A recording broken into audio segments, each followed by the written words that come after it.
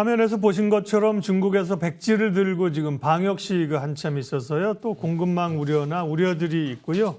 미국은 이번 주 금요일에 고용지표 발표, 이번 주 글로벌 시장에서 중요한 이슈 가운데 핵심인데요. 미중산업경제연구소 조용찬 소장님과 미중 이슈 분석하겠습니다. 소장님 어서 오십시오. 예, 안녕하십니까. 일단 미국 고용지표부터 보면요. 금요일 날 발표가 되는데요. 임금 상승세가 꺾일지가 이제 관전 포인트군요. 네, 그렇습니다. 아무래도 인플레이션 피크 아웃이 진행되고 있다는 점을 분명히 보여줄 것으로 예상이 되기 때문에 금융시장에는 호재가 될 것으로 보여지는데요. 미국의 경기를 가장 민감하게 반응하는 것은 비농업 부분의 취업자 수입니다. 10월보다는 11월 달이 6만 명 정도 줄어든 20만 한 5천 명 정도 증가할 것으로 예상이 되는데요. 상반기에 평균 44만 명 정도에 비교해 보면 확실히 줄어든 모습을 보여줍니다. 또 평균 시간당 임금 상승률을 보면은 전년 동월 대비로 플러스 4.6%를 기록할 것으로 보여지는데요. 이는 올해 3월 달 5.6%를 고점으로 해서 계속 하락 추세에 있다는 겁니다. 아무래도 소비자 물가 지수에 직접적인 영향을 끼치고 있는 이런 그 평균 시급이 하락했다는 것은 12월 달에 연준이 금리를 0.5%포인트로 감속할 가능성이 있고요. 내년 2월과 3월에는 이것보다 더 빠른 속도로 물가가 떨어지기 때문에 0.25%포인트 정도 금리를 좀 올리지 않을까 보여집니다. 그 시간당 임금 상승률을 보는 이유도 이제 이게 물가에 얼마나 자극을 할까가 중요한 건데요. 인플레는 고점을 좀 돌아 나오는 건지 12월 또 13일인가요? 이제 다음 CPI 발표가 중요한데 물가 얘기 좀 해주세요. 네, 물가의 향방에 키를 쥐고 있는 것은 주거비인데요. 네. 그러니까 임대료 되는데 이 임대료 같은 경우에는 자연스럽게 지금 꺾이는 모습이 아주 뚜렷해지고 있습니다. 예. 주거비에 1년 정도 선행하는 것은 케이스-실러 주택가격지수라든지 진로 주택가격지수가 되는데요. 그림에서 보시는 진로 주택가격지수 같은 경우에는 주택 경기가 급격히 냉각이 되면서 상승세가 확실히 꺾이고 있는 것으로 보여집니다.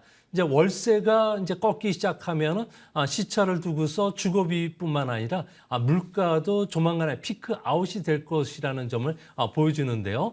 이 때문에 앞으로 이런 지표를 봤을 경우에 인플레이션은 내년 말이면은 3에서 4%까지 안정화될 수 있을 거로 보여집니다.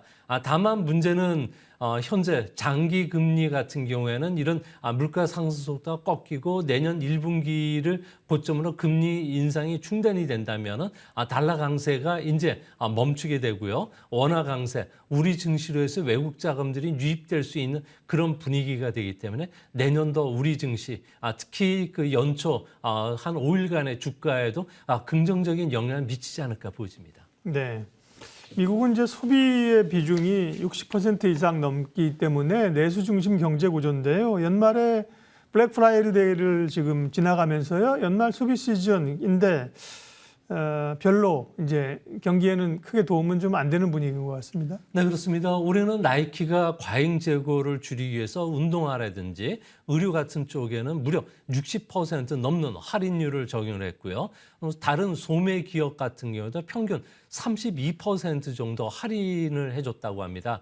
소비자의 그 지갑을 열게 하고는 있지만 매출은 4.5%밖에 증가하지는 않을 것으로 보여지는데요.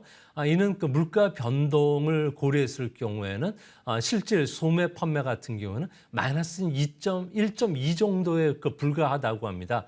이 때문에 연준조차도 경기 침체를 우려할 정도인데요. 뉴욕 연은 같은 경우에는 매주 그 주간 경제 지표를 발표하게 됩니다. 이 주간 경제 지표는 주간 소매 판매뿐만 아니라 주간 그 신규 실업 보험 그 청구 건수 그리고 주간이나 경제 지표들 10가지를 모아서 GDP 성장률을 추정하도록 만들었는데요. 이 지표를 보면은 11월 23일 현재 1.58% 정도 상승에 그쳤다고 합니다. 상승률로 보면은 작년 4월 이후에 정점을 찍은 뒤에 계속 하락 추세인데요. 이 때문에 골드만삭스라든지 JP 모건 같은 경우에는 S&P 500 기업들의 주가가 올해 들어서 5분의 1 정도 잃었지만 아직도 실적 바닥이 확인되지 않았기 때문에 추가 하락을 할 수 있다고 보는 강력한 지표이기도 합니다.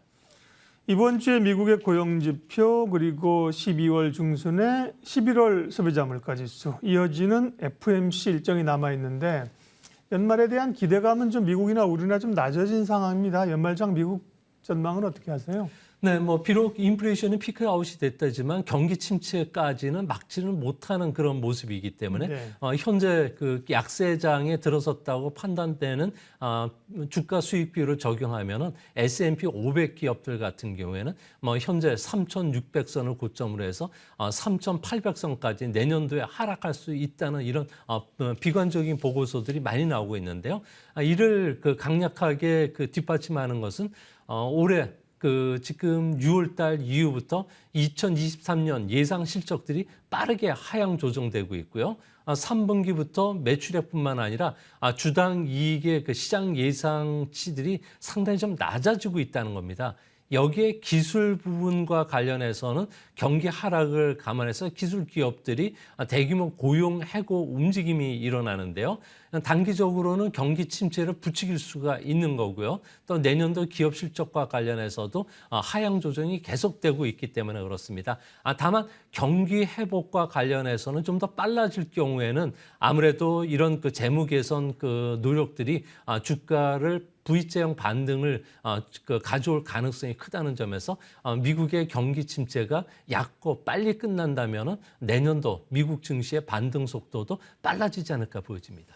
미국 이슈도 조금 더 준비한 건 있는데 중국 얘기로 넘어가겠습니다. 당면한 과제가 지금 중국에서 일어나고 있는 이 방역 시비 이런 것 때문에 걱정들이 있고 글로벌 공급망에 다시 좀 영향을 미치는 것 아닌가 우려가 있는데 소장님 생각은 판단 어떠세요? 네, 지금 현재 중국 같은 경우는 내후위안에 시달리고 있는데요. 코로나로 인해서 시위가 지난 27일과 28일 사이에서는 53개 도시에서 진행이 됐습니다. 아무래도 현재 시진핑 대 그리고 14억 중국 인구 간의 민주화라든지 자유를 외치는 이런 요구들이 계속 진행이 되는데요.